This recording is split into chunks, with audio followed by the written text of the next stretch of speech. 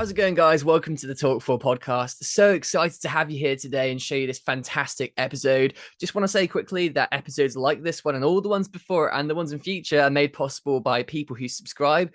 Hopefully, just like you. I'm going to ask you today if you can leave a subscribe, leave a follow, leave a rating, leave a like or a comment, and just support the show in the little ways that you can like that. It makes a huge difference on my end. And quickly, just want to plug as well.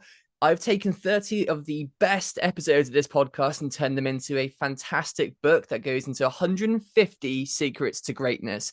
Each one of those 30 episodes gets crunched down into 5 of the best key takeaways from the whole talk and turns them into a fantastic book. Highly recommend you check it out. Please support the show by grabbing a copy, either a paperback or an ebook. And I can't wait to show you guys this one today. So guys, without further ado, let's get over to the episode. How's it going, guys? Welcome to episode 141 of Talk4, the quickfire podcast where we ask 4 great questions to unique and interesting people. Today is no exception. Behind the mic today is your host, Louis Skupien. That's me. Let me introduce our incredible guest for today, George Hayworth, who's going to be answering these big old questions today. So, George, how you doing today? Welcome to the show. I know it's early for you, so I appreciate the effort, man. This is going to be awesome. Man, I'm pumped. This is a great way to start my day, getting to talk to a fine gentleman like yourself. So I'm looking forward to it, and hopefully I can add a lot of value to your listeners here today. So let's get to it. Oh man, I really appreciate it. This is going to be great. So let's get you introduced and elevator pitched up. We always do that kind of minute, 2 minute, just a little bit about who you are and what you do and what your day job is, just so we can kind of get that idea and a snapshot into the life of you, and then we're going to go into it on the big scale, man. So yeah, hit us with that elevator pitch. What you got going on? Perfect. So my name is George Hayworth, like you said. First and foremost, I'm a husband and a father. Those are my most important roles, and they always will be. Outside of that, I'm the founder and CEO of Elite Sentinel Coaching, where we forge leaders so they can build their legacies. And there's kind of 2 elements there. It's a men's program. It's a 12-week course for men. Designed by men for men to help them become the masculine leaders they need to be. And then also we do kind of business consulting for kind of, leadership work, training, things like that. So that's my primary business. Outside of that, I'm engaged in quite a bit more, which, I'll spare you the long details there. But that's really where I'm focused on, is making an impact to train leaders and develop them, whether it's in business or your personal life. I love it. So how would you describe yourself then? So entrepreneur, coach, lifestyle transformation coach. Yeah, what's the kind of tagline there, I guess? Yeah, I mean, I guess technically I fall in the bucket of like life coaching, which I really don't, I kind of hate that term, but it kind of just depends. Yeah, I am an entrepreneur, 100%, left the corporate gig last year, full time on Elite Sentinel, as well as all the other things I have going on. But, that's my primary business. And the bulk of it is, I'd say direct to consumer, right? It's for kind of just the average man who's looking to kind of level up and improve his life. But then, like I said, consulting work kind of a little bit behind the scenes where it's more of a business focus. But yeah. Nice. So hopefully that answered the question. That certainly does. Let's dig into it then. So I've looked at all your stuff. We obviously jumped on the call a little while ago too, and clearly you've had a very unique and highly impactful journey throughout your career so far. And, you can see it, you're a young guy, lots going on, and there's going to be lots coming up too. So it's an incredibly exciting story, but we always go into that backstory first then. So combat veteran, leadership coach now, founder of Elite Sentinel Coaching. Can you just give us that bit of a walkthrough really of your story then? So early days in the army to your transition into what you're doing now with the coaching and leadership development for men. I guess what kind of experiences shaped that path for you? Was there any kind of like a mentor along the way? And just a bit of that story to get to where you are now. Definitely. So I always, I was in 7th grade when 9/11 happened. So, for me, that was a pretty pivotal moment in my, boyhood, and always wanted to serve my country. So that really kind of accelerated that desire and drive.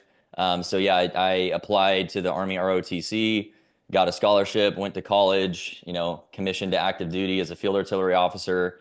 That's really what I wanted to do. That was what my life was about. That's all I cared about, really. So really started out my career there. I wanted to do my best, whatever that was. I wanted to kind of prove myself, make it as a man, prove I could earn my keep among the tough, the elite, all that kind of thing. And that's where I just got to give a little bit of extra context here for why I'm doing what I'm doing today.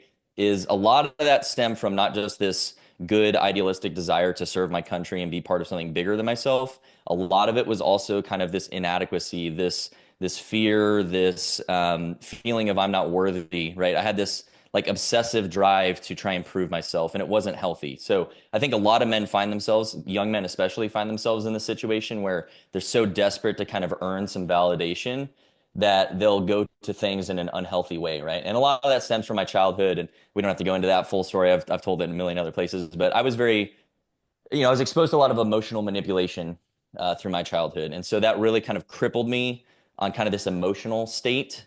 And so I was kind of trying to use my career or success as like this, thing to fill the void within me. So I was very driven. And on the surface, it looked like a good thing, right? Oh, he's a really motivated guy. He works really hard. And I was those things, but it wasn't always a pure motivation. So I just kind of wanted to highlight that because that'll come full circle with what we do within Elite Sentinel. But yeah, so I worked very hard within the military. I had some setbacks. I'm not ashamed to say that I failed Ranger School, which is kind of the premier leadership course in the Army.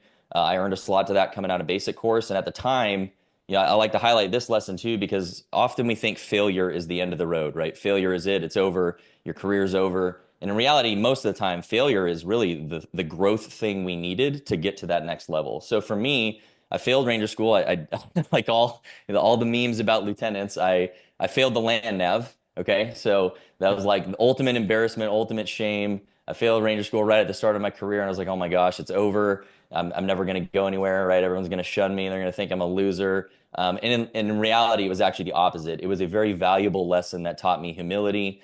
Everything is earned, nothing is given. And so I kind of took that initial failure and after my initial shock about failing, I kind of, got myself over it and earned my keep just by working hard and kind of learning what I needed to learn and, instead of being kind of this arrogant little I know it all, right?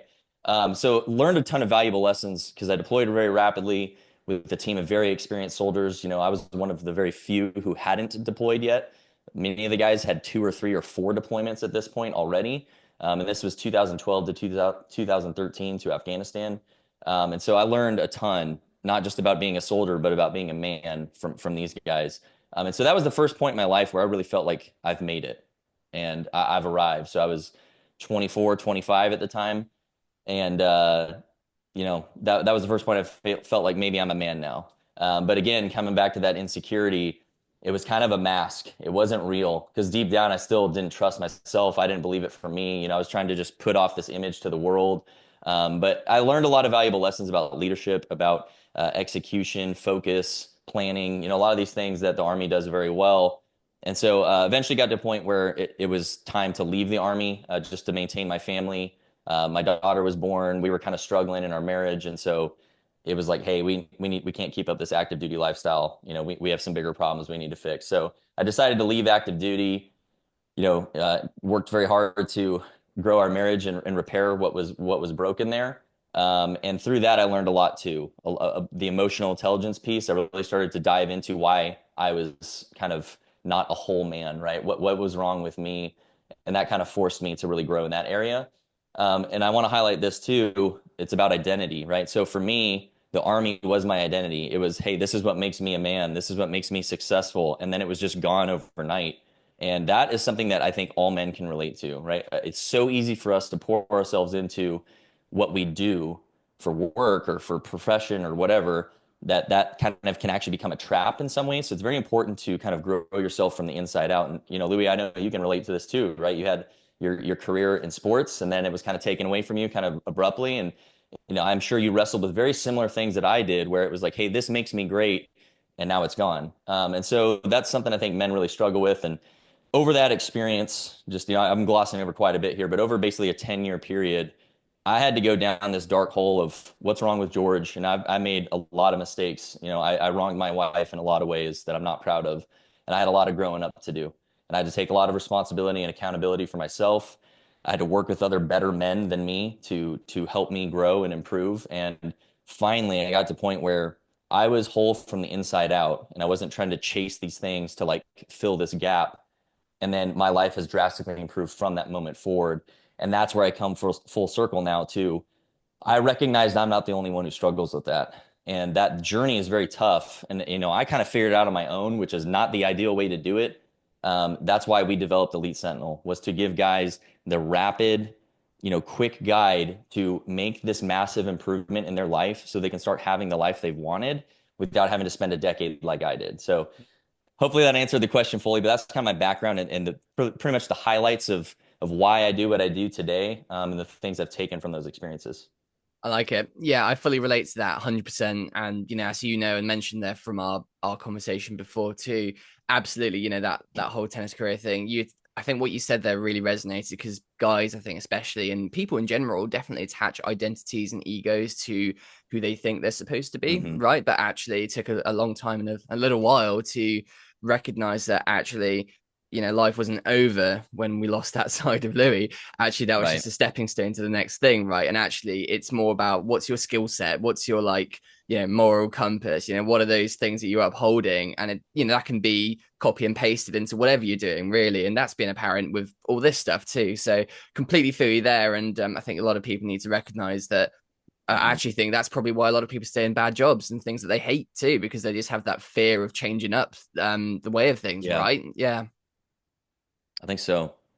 100%. So the military then. So we're going through kind of like the story there. I'd love to know because I mean, traditionally at least, and from what I've heard on the podcast so far from other guests as well, is that the military builds a lot of kind of groundwork for morals, leadership, men's toughness, all of these kinds of Mhm. things. And I'm sure a lot of that's kind Definitely. of played its part in what you're doing now and what you're teaching to these guys. So throughout that time in combat and in the military and stuff, what were some of those kind of big lessons and big key takeaways you took in terms of leadership and kind of philosophy, I guess, that you're now training men on as well? So, any big lessons there or stories behind them?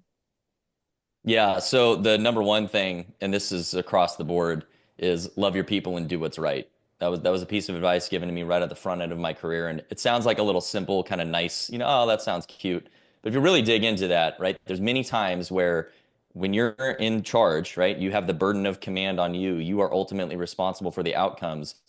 Doing what's right is often not very easy.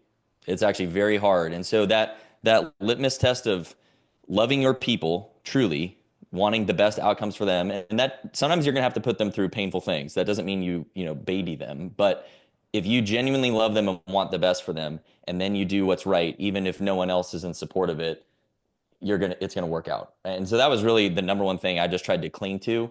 I'm 5'9", I'm 180 pounds, and I was much smaller on active duty. I was like 160. Okay, I'm a small guy. No one looks at me and goes, "Oh, that's this massive, soldier leader," right? I don't exactly inspire like the most massive confidence just from my look, right? So I'm as average as you can be, right? I'm just a guy. I failed Ranger School. I'm not special, and I excelled in the Army. I did extremely well, not because of any physical attributes or how smart I am or that kind of thing. It was because I lived by this mantra, and just everything I did, I refused to bend on what's right, even if it wasn't popular. And so I earned a lot of trust with my sergeants who served under me when I was in charge, and they were incredible individuals as well. I mean, that's the thing too, is leadership is about people. Whatever business you're in, it's about people. And you have to make those real connections. A great leader connects constantly. You're always connecting. You're always understanding more about your people because it's about maximizing their potential, not your own. And so that's why I was so successful. I was ranked above my peers pretty much everywhere I went for my active time. And I'm in the National Guard now, which is a part-time gig. Same thing, right? I've had top marks across the board. Again, I'm not that good. I'm really not that special. You're not going to look at me or any of my service record and be like, that guy's amazing. I'm as average as can be. I just work really hard and I live by that mantra. So I would say that's probably the most important thing I've taken away from it is understanding that whatever the mission, whatever the business, whatever the organization, if you're in charge, one, you are ultimately responsible for everything your unit does or fails to do. And then two, love your people and do what's right. And if you live by that, a lot of the other stuff is going to work itself out because you stay focused on that outcome and you ignore the distractions, right? You ignore the whining or the griping or whatever, and you push through to what needs to happen. And so I'll just highlight that principle real quick with one little anecdotal story. I was a new commander in the National Guard, and we went to do our first, big training event. And we were going to do this big kind of ruck march thing by platoon, right? So each group of about 30 soldiers. and you're going to go together. You have to stick together. You have to do these challenges along the way. So it's a physically demanding event. It's not exactly easy, right? Carrying a lot of weight on your back and that kind of thing. But I wanted to push them through this because I knew it was going to force them to really work together for real and really build those bonds of, brotherhood and esprit de corps. And I had a lot of pushback from a lot of my subordinate leaders. Hey, sir, I don't know. It's gonna be really hot. These soldiers aren't that tough. They're gonna get hurt. Whatever. Like all the excuses, and it was all fear driven, right? And so I had enough emotional intelligence and experience to recognize, hey, they're just scared. They're just worried, right? We've mitigated risk. We've taken precautions. We've planned for this effectively, right? We're not putting them in harm's way unnecessarily or anything.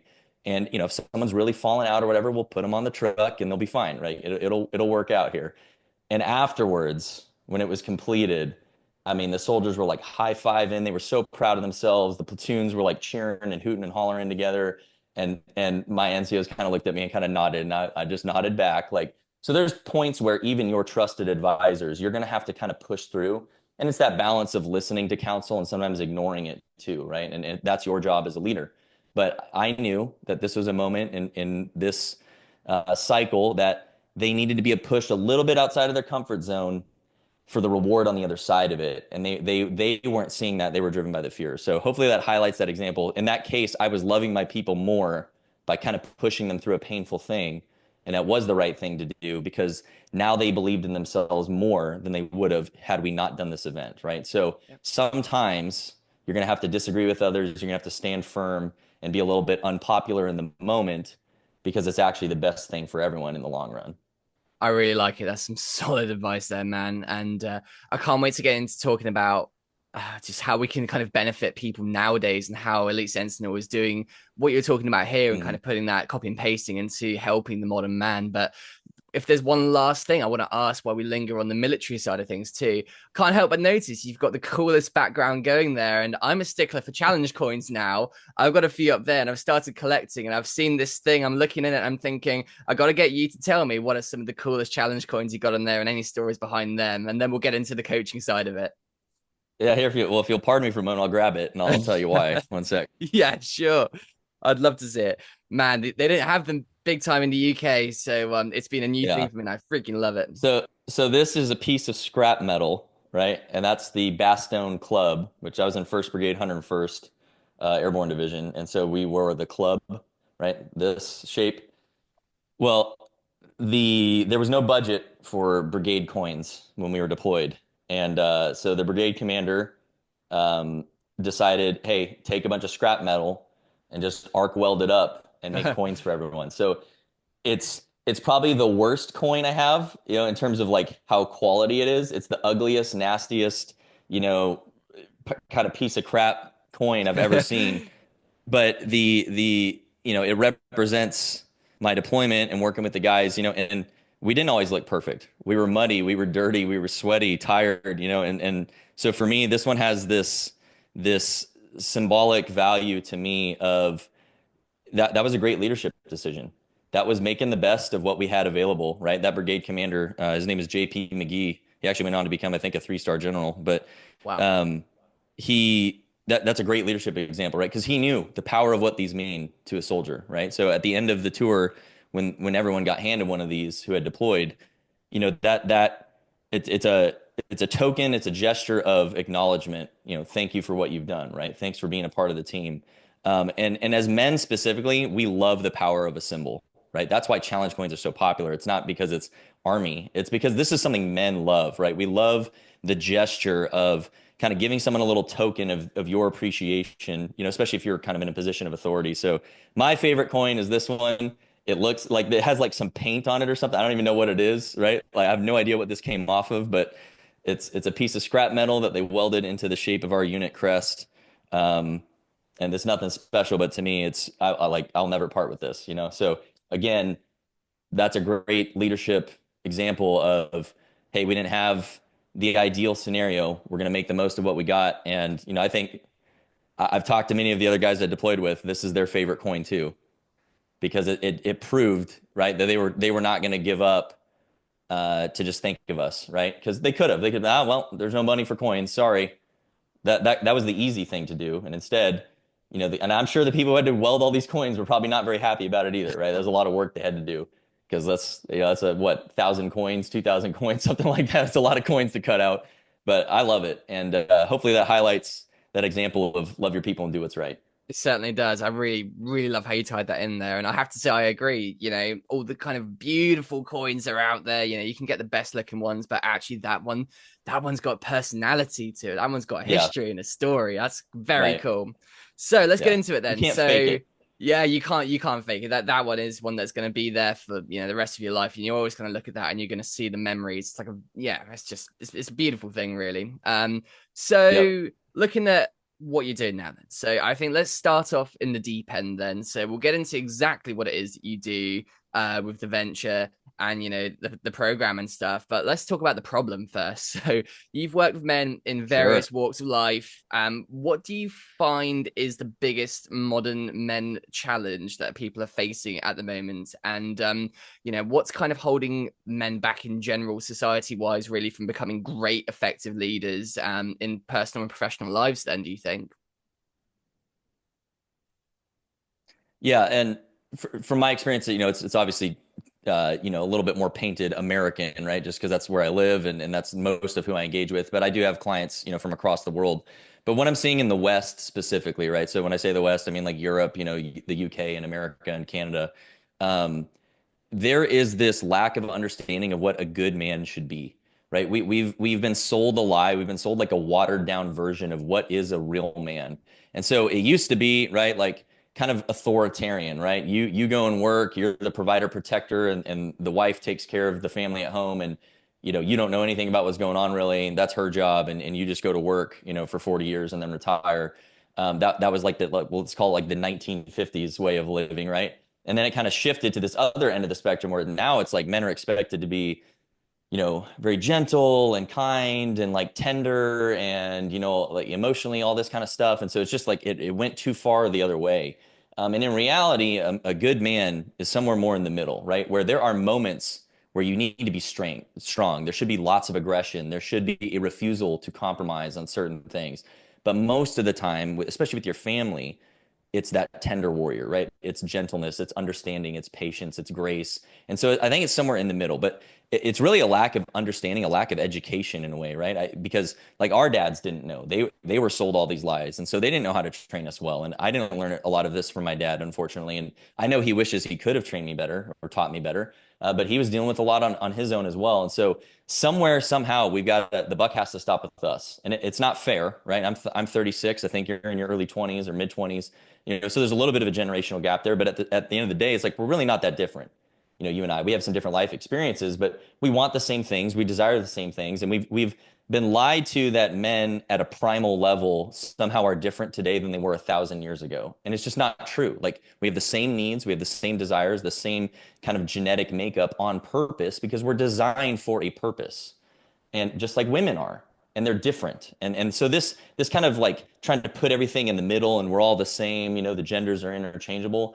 It's hurt not just men, it's also hurt women and their children because they're not getting the masculine leader they needed. And so I think at number one, it's this lack of understanding. So that's where we start, is training that understanding, and we can go further into that, but I think that's problem number one. If you don't even know what you're supposed to be, like what the ideal should look like, how are you ever going to work towards growing into that? You know what I mean? If you're just fishing in the dark, you have no idea where you're looking or where you're pointing or where whatever, right? You got to have some guidance on the direction. So Yeah.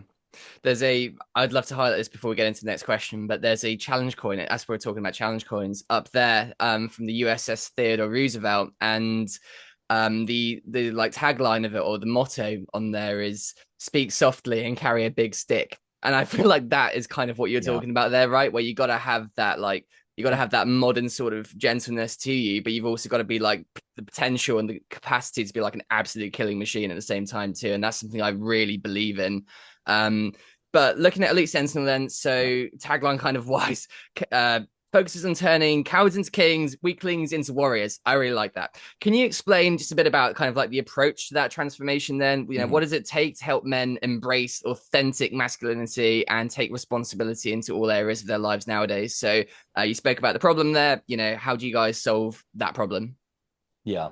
So there's obviously many other problems, but I think that understanding is the first piece. And then a lot of it becomes pretty obvious on how to fix it once you kind of know the kind of foundational things, right? And so where we start, it's a 12-week course that we train, and it's tailored on purpose to be a specific way to help men naturally progress into the more advanced stages without overwhelming them, right? So the first 5 weeks are dedicated purely to building the man up from the inside out. We start with the understanding.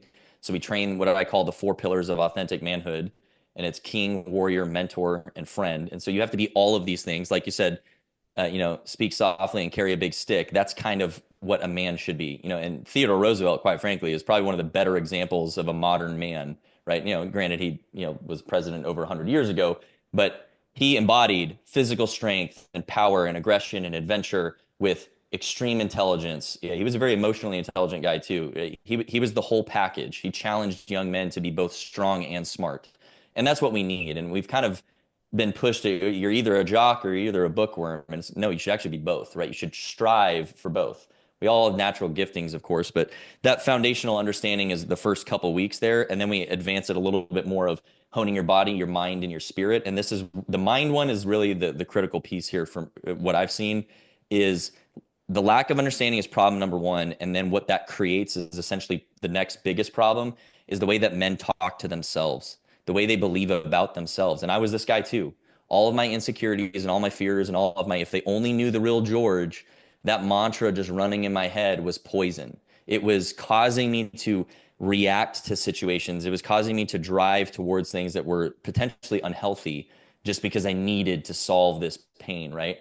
And I think a lot of men are in a very similar situation where they either talk down to themselves, they're overly critical of themselves, and so it's just negativity festering and spewing, and everything is mind control. So everything you listen to, you watch, you hear, you read, the words you use to yourself are controlling your mind. So you can either choose that to be positive or it's going to be negative and taking you down. So that's a really critical piece of the equation there, where we really help men to shed those limiting beliefs, those doubts, those fears. And part of that happens because you're not just doing this alone, you're doing it with a group of other men, which is a fundamental truth that men need other men.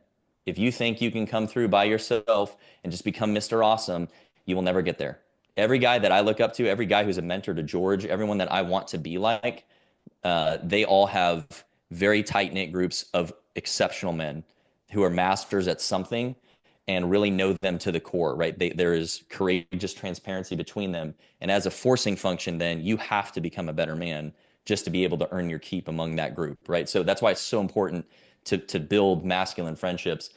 After that first block of instruction, then we shift to be a lot more tactical, right? Where I taught you some concepts. We teach these kind of broad, kind of, philosophical things that men need to kind of recondition themselves with, out of modern concepts and into what's actually real.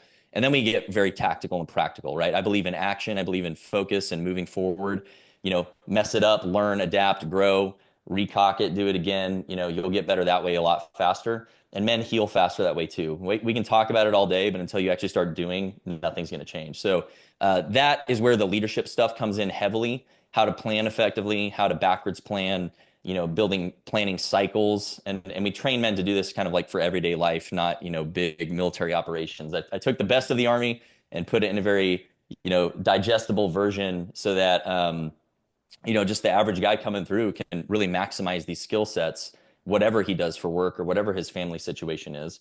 And then, we talk about holding high standards, setting boundaries, kind of being that man that speaks softly and carries a big stick, right? Where you're not going to go out and fight everyone, but you're also going to give off this presence of, hey, I demand respect. I'm going to respect you. You respect me. I'm not just going to bend over backwards the second you disagree with me or treat me poorly. And a lot of men are stuck there. They people please. They're constantly living for the approval of others instead of what they know they should be doing for themselves. And they know it. And so then they lose self-respect. And that's a very vicious cycle there. That's why so many guys are salty. They're stressed, angry, lonely, tired, and yearning for more. They know it's wrong, but they don't have the tools or courage to draw the line. And then the final block of our course is really kind of going to the future, right? Hey, we built you up. We've trained you all these things. How are you going to move out and maximize this? And it's your legacy. It's the importance of brotherhood, and it's kind of being a competitive man, a man who owns the outcomes and doesn't make excuses. So that's a very high overview of what we accomplish, but it's by design to kind of build you up gradually. So it's not like drinking from a fire hose. It's very, very tailored on purpose so that you get these things, you get real-time reps, you're getting feedback from your brothers, from the instructors. And by the end of 12 weeks, my goal isn't to like lock you in. I want you to be so capable and confident, like, hey, I got this, brother. I'm going to go out and back into the world and crush it. And I'll be like, congratulations. I hope to never hear from you again. That's mission success, is to build the man up so he can be independent and just go take this stuff and amplify it in his own life. I'll be honest, it sounds really good. Like it sounds really, really good. I really, really believe in this. I think it's awesome. You got a great thing going. And I'm gonna go for like a bit of a two-part kind of question here, but ad lib. Okay. So you're welcome to not disclose. You can kind of ballpark around it if you like, but very curious to know kind of just how many rough amounts of people you've kind of had a transformation with, through this program. How many people have you managed to have a positive impact on?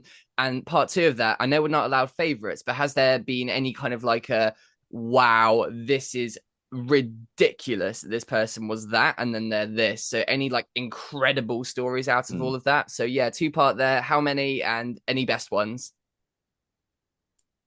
Yeah, really good questions. So we're still pretty early days. So Elite Sentinel officially launched September of 24. We had done kind of a private group first to really prove the model and test it and take feedback from those men. That was initially 7. Class 1 was 11, and now we're at 17. So I'm bad at math here. What is that? Roughly, 40-ish men. And I also had a bunch of one-on-one clients that kind of rolled in as well. So in total, we're at about 50 men that have come through the 12 weeks in some capacity. Class 2, as of this recording, is about to graduate. They're about to finish. We're going to start class 3 in about a month from this recording, which would be April of 25. And so we're going to do 1 per quarter on purpose because we want this to be highly focused, highly engaged. I want maximum time for me and my instructors to be engaging with the men in the process. So we're not going to scale this thing so far that it loses value and the men aren't getting what they need out of us. Like, we owe it to them to give our full attention and dedication so that they can actually achieve what they set out to achieve by joining. So relatively early days.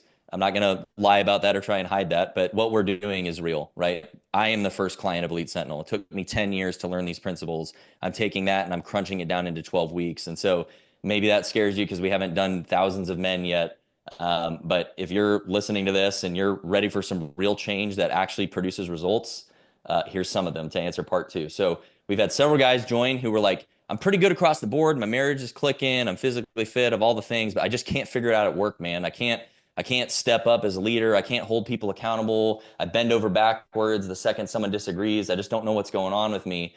The 2 guys come to mind specifically. That's why they joined, was for that. At the end of their 12 weeks, one guy got promoted, massive promotion, to be the chief of his department. And it was purely these principles we teach. They're universal, right? So they're going to help your marriage. They're going to help your job. It's because it's just what a good man should be. And people want it. They may try and pretend like they don't want a big, strong man around, but when they actually feel the impact that a good, strong man makes, they all want a piece of it because it makes their life better.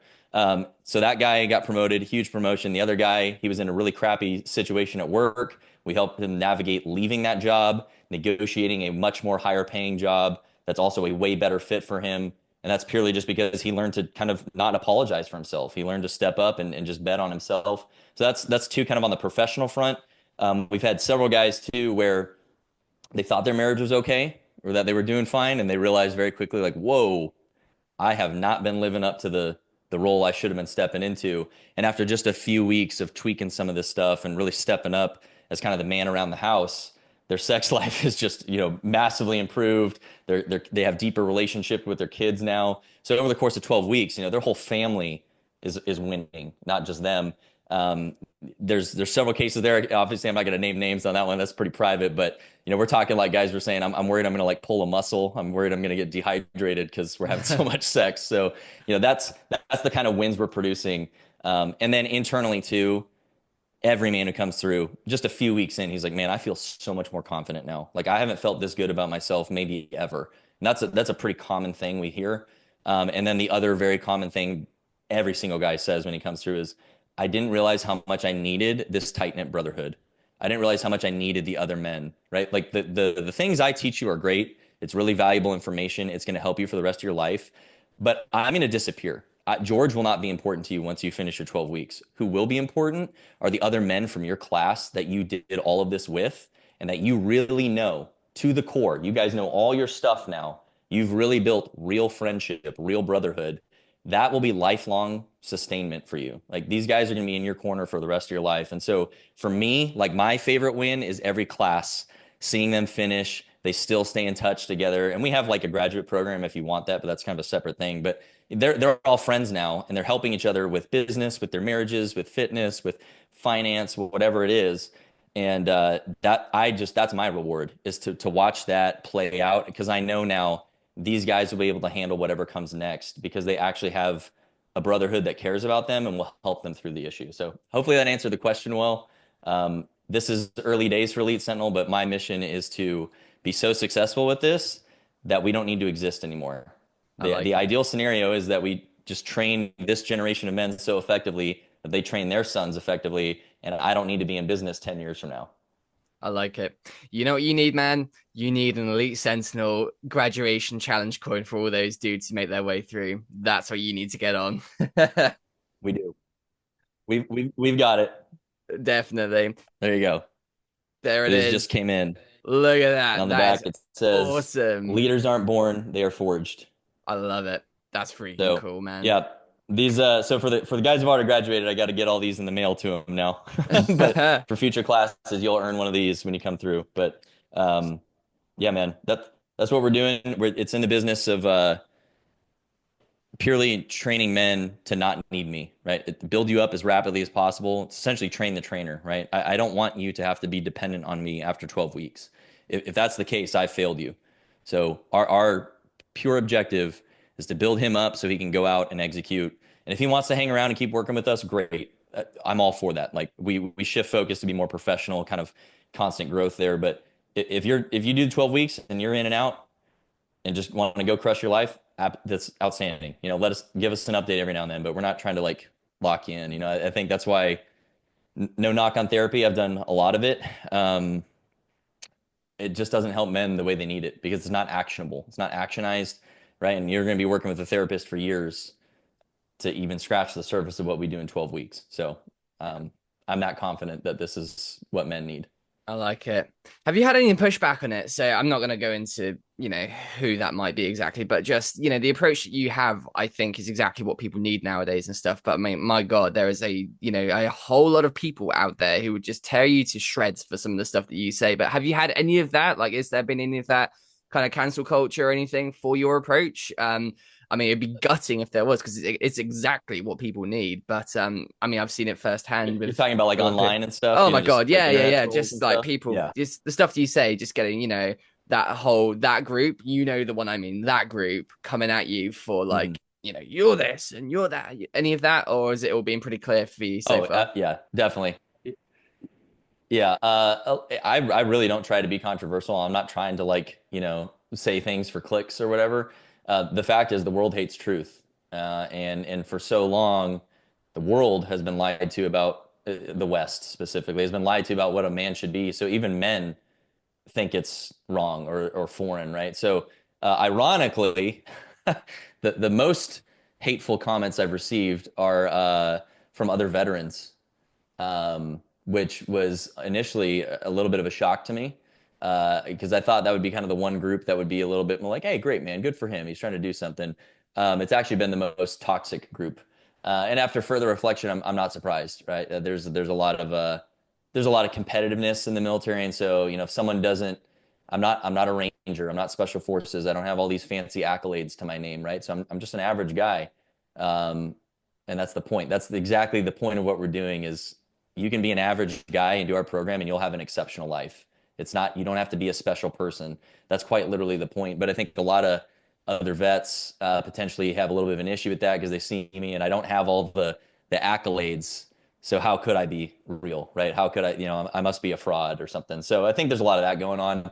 And then of course, I get the typical kind of, I talk about marriage dynamics, what a marriage should look like. Men should lead and there's terms like headship and submission. And, we misunderstand what that means in the modern world. We think that to submit to someone means that you're their slave, and that's absolutely not the case. That's actually a choice. It takes a lot of courage and strength to submit to something, even if you don't fully believe it or trust it yet, right? But if you think about it outside of a marriage context, you submit to leadership all the time, men and women, right? But then somehow in a modern marriage, it's completely unacceptable for the husband to have the authority and responsibility for the marriage and his wife to submit to him, right? That's oh my gosh, so toxic. And in reality, that's the sad thing about it, it is women who are rebelling against that, they're actually putting the burden that should be on their husband's shoulders on themselves, and they're crushing themselves with it.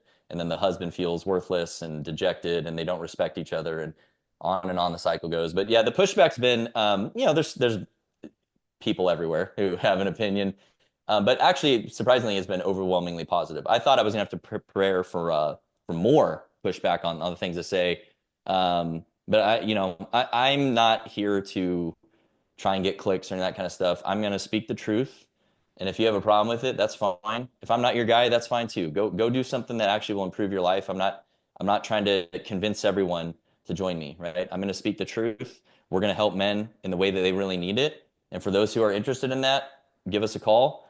And if you're not, that's fine too. I'm not here to try and like argue with you about why or why you shouldn't, but I'll just leave it with this.